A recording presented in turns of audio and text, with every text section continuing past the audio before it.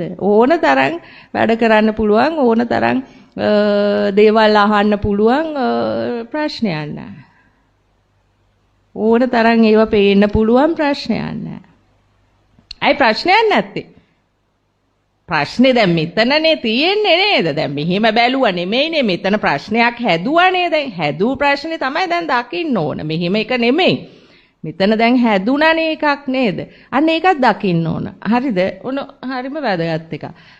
මෙහෙම වෙනකොටම අන්න හැදුණා. අන්න. ඊක තමයි මේ හිත හැදෙනවා කියන්නේ. අන්න එකක්.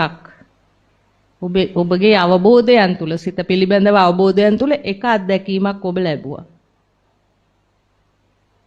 මෙහෙම වෙනකොටම අන්න හැදුන හැටි ඒක. අර හරියට උණ කටුවේ රස දිය තියෙන එක පේන ඕනේ දෙලියට. අන්න ඒ වගේ පේන්න ගන්නවා. මෙහෙම එනකොටම අන්න තරහ කිය හැටි. එතකොට ඒක මොකද්ද වෙන්නේ? නිරුද්ධ වෙනවා. ඒක නිරුද්ධත් උනා. ඒකට තමයි මේ නිරෝධය කියන්නේ. මොකද්ද? ප්‍රත්‍යක්ෂය අත්දැක්කා. ඒකනේ ඉතින් ඔයගොල්ලෝ කියන්නේ නේ මෑනියුගේ බණ හරි කියලා කියන්නේ ඒකනේ. අත්දැක්කේ නැත්නම් හරි කියන්න බෑනේ නේද? එතකොට බොරු බේග. දේවිකා කියන්නේ දේවිකාගේ ප්‍රශ්න.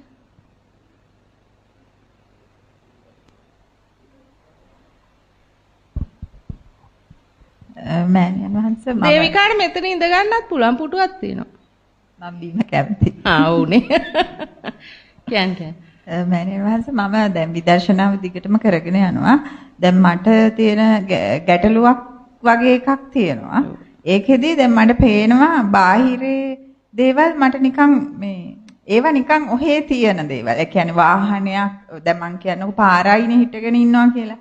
එතකොට මම හැම වෙලේම මගේ හිත ඉස්සරහා මගේ ඇස් ඉස්සරහාට තියාගෙන තමයි මම බලන ස්වභාවයක් තියෙන්නේ මගේ. එතකොට දැන් පාරේ යන වාහන යනවා. මිනිස්සුත් මට පේනවා චලනය වෙනවා.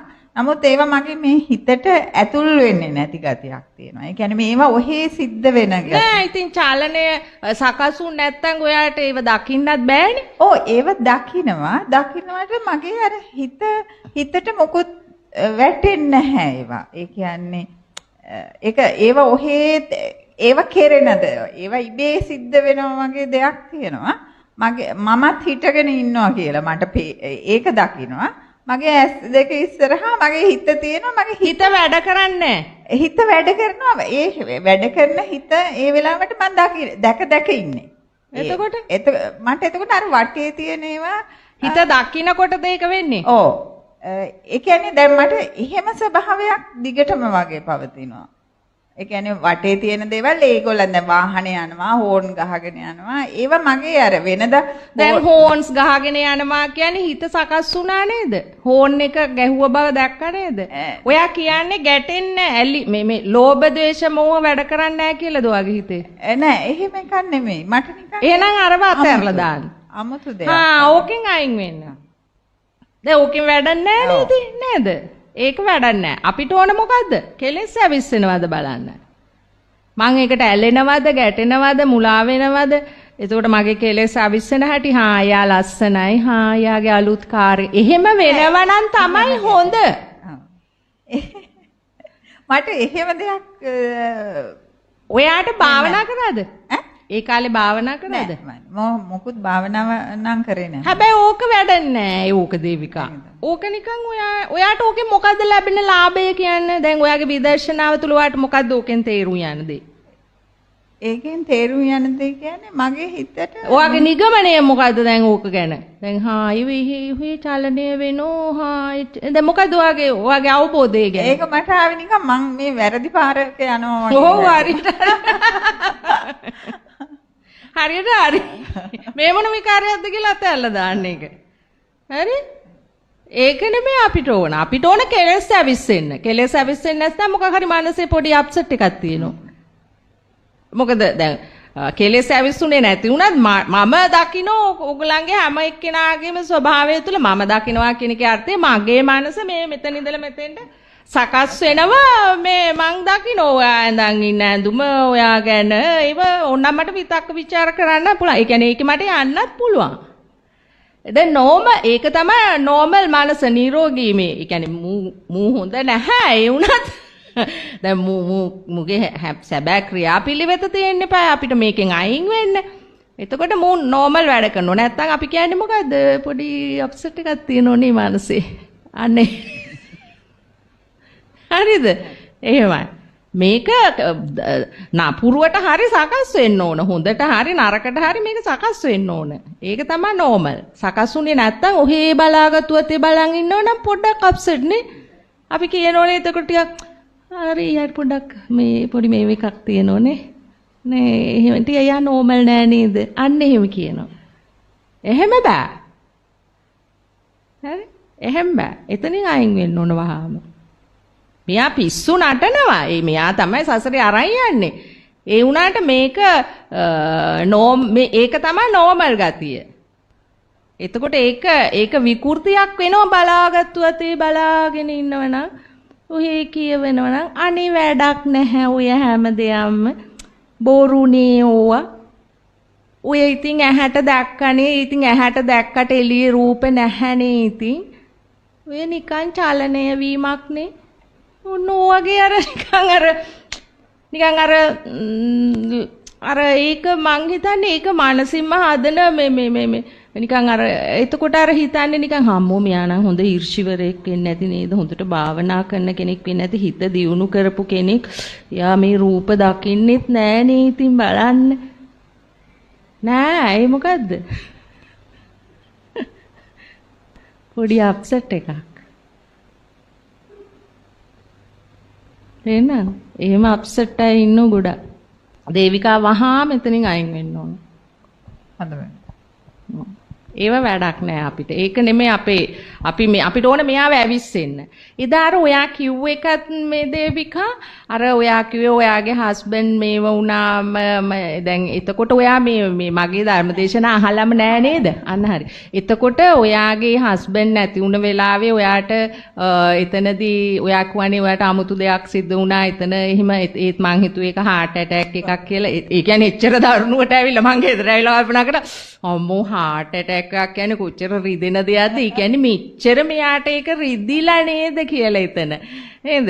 එතකොට ඒක එතන තමයි ඔයාගේ ආරම්භය. ඔයාට මේ ධර්මයේ ඔයා සංසාරේ පුරුදු කරන් ආපු දේ දැන් ඔයා අර දැඩි બ્લોක් එකක් තිබුණා අතන හස්බන්ඩ් එක්ක ඔයාගේ.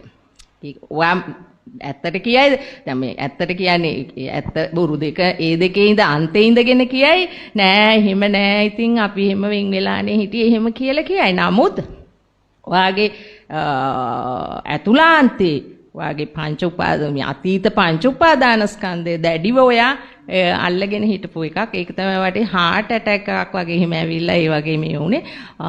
එතන ඔයා සංසාරේ පුරුදු කරන් ආපු මග ඔන්න ඔයාට දැන් ආයිත් පටන් ගන්න පුළුවන් කියන තැනට තමයි එතනදී පත් උනේ. දැන් ඔයා දේවිකා යන්න ඕන මේකේ. දැන් යන්න ඕන. හරි ක්‍රමවේදය තුල යන්න ඕන ඔයා ඒක.